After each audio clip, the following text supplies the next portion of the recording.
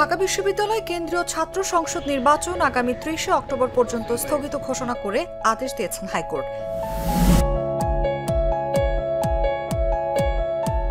একই সঙ্গে কোন প্রক্রিয়ায় ডাকসু নির্বাচনের প্রার্থী মনোনয়ন, বাছাই ও চূড়ান্ত করা হচ্ছে এবং ভোটের প্রস্তুতির প্রক্রিয়া কি, এই বিষয়েও জানতে চেয়েছেন হাইকোর্ট।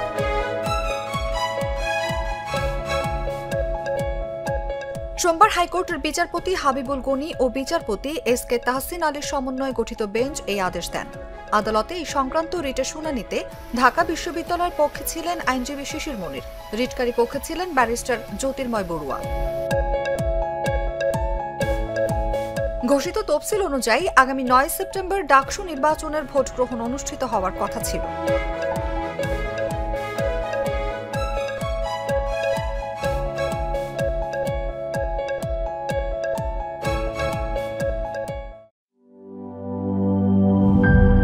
নাটাজেলি আর পানীয়র এক অসম কম্বিনেশন ড্রিঙ্কো। চিল থাকতে চান, ড্রিঙ্কো চাবান।